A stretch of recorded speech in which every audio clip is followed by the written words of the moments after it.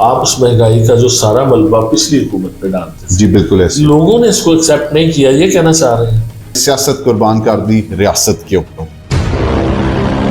आज कुर्बान हो गए हैं ये इस इलेक्शन में। जो हमारी एक्सपेक्टेशन थी उसके मुताबिक हमारे रिजल्ट्स बहुत कम। कुछ हल्कों में तो हम छोटे बड़े वोट का भी सुन रहे थे, तो कहीं हुक्का भी चल रहा था। वहां पे ना कोई वायलेशन हुई है, ना किसी ने किसी आज़ाद उम्मीदवार के लिए वोट मांगे हैं। वो तमाम लोग जिन्होंने मियां नवाज शरीफ की दी हुई टिकटों की वायलेशन की है, उनके खिलाफ सख्त किस्म की तंजीमी कार्रवाई अमल में लाई है। इन्होंने मुख्तलिफ तरीके से पब्लिक प्रेशर्स डाल के 200-300 बंदा खड़ा करके नारेबाजी करके इन्होंने तमाम सिस्टम को मुलायन करने की कोशिश की है। हम लोगों ने सब्र किया, तहम्मुल किया, क्योंकि हम जीते हुए थे। तो मुखालफीन ने गुजराला के अंदर शो डालना शुरू कर दिया था कि हम सारी सीटें जीत गए, हम सारी सीटें जीत गए। एक MNA ने अपना एक पैनल क्रिएट किया हुआ था, उस पैनल की बेस के ऊपर वो इलेक्शन के अंदर उतर चुके हुए थे, तो पार्टी ने वहां पे टिकट का फैसला तब्दील कर दिया। जो हिसाबदार साहब ने कमेटी बनाई, उन्होंने जाके कन्विंस करने की कोशिश की कि आप इलेक्शन से विड्रॉ कर जाएं। मैं अभी भी उम्मीद करता हूं कि इंशाल्लाह मखलूत हुकूमत जो बनने जा रही है, उसकी परफॉर्मेंस जो माजी की जो हुकूमत थी 4 साल की PTI, उससे 10 गुना बेहतर होगी। NS-77 के अंदर 3 MPs की जो नीचे सूबाई असेंबली की सीटें थी, उस पर हम लूज किए और कौमी जीत। उसका जवाब मेरे मुखालफों को अपनी सफ़ों के अंदर तलाश करना चाहिए।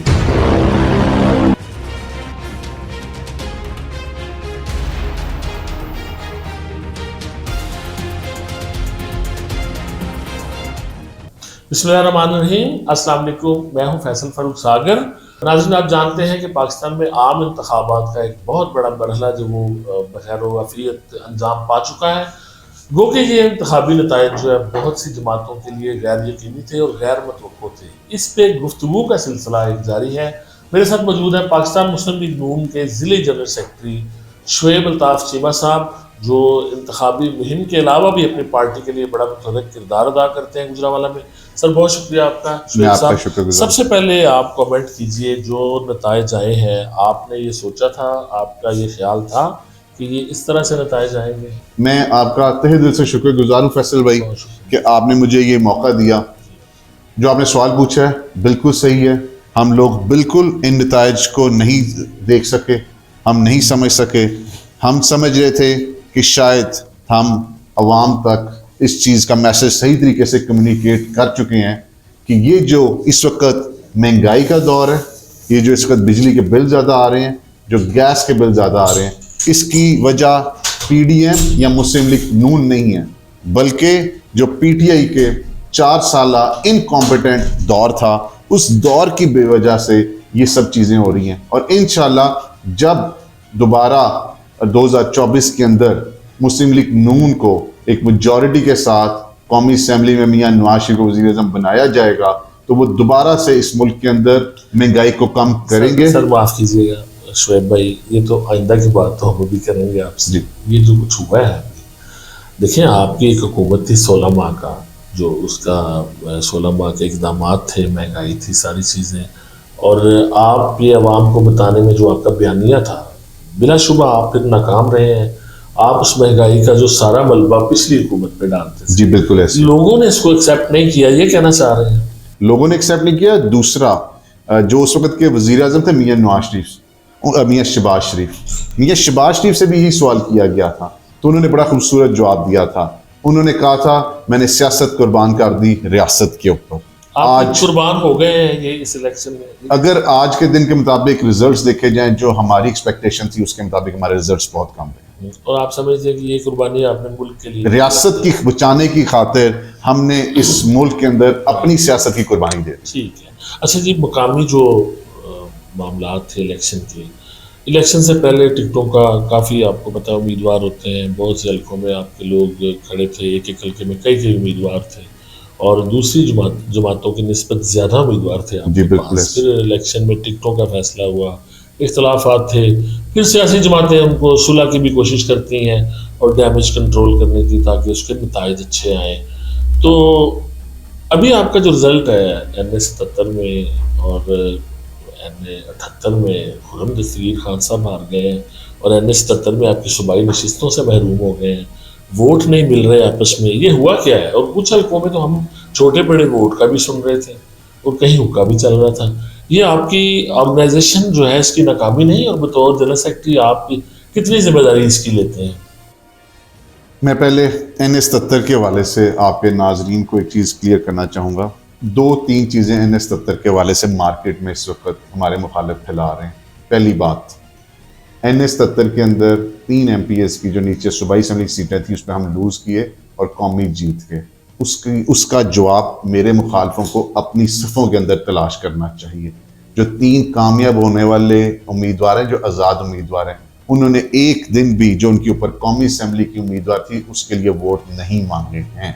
उन तीनों ने अपने उम्मीदवार के साथ वादा खिलाफी की है, जिसकी बिना के ऊपर एक रिजल्ट नजर है।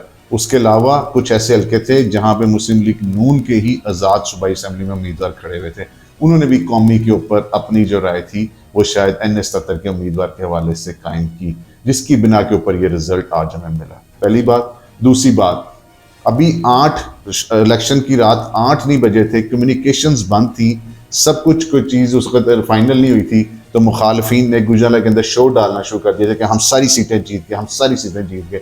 जबकि जो रिजल्ट्स हमारे पास आ रहे थे, स्पेशली NA 77 में और NA 80 के अंदर, वो बड़े बेहतर थे और मुकाबला तकरीबन हम लोग हर जगह से तकरीबन थोड़ी बहुत लीड से बेहतर जा रहे थे। लेकिन क्योंकि मुखालफों के पास एक वेल प्लान एक तरकीब थी, उन्होंने पूरा सोचा हुआ था इस हवाले से, उन्होंने बहुत ज़्यादा शोर डाला, लेकिन इवेंचुअली जब रिजल्ट कंसोलिडेट हुए, ये वहाँ पे मौजूद थे, इनके लोग वहाँ पे मौजूद थे, फॉर्म 45 इनके पास भी थे, उसकी बिना के ऊपर रिजल्ट कंसोलिडेशन हुई और 24 घंटे के अंदर अंदर RO NA 77 ने अपना जो गैर हतमी नतीजा, जिसको फॉर्म 45 कहते हैं फैसल भाई, वो उन्होंने पब्लिश किया।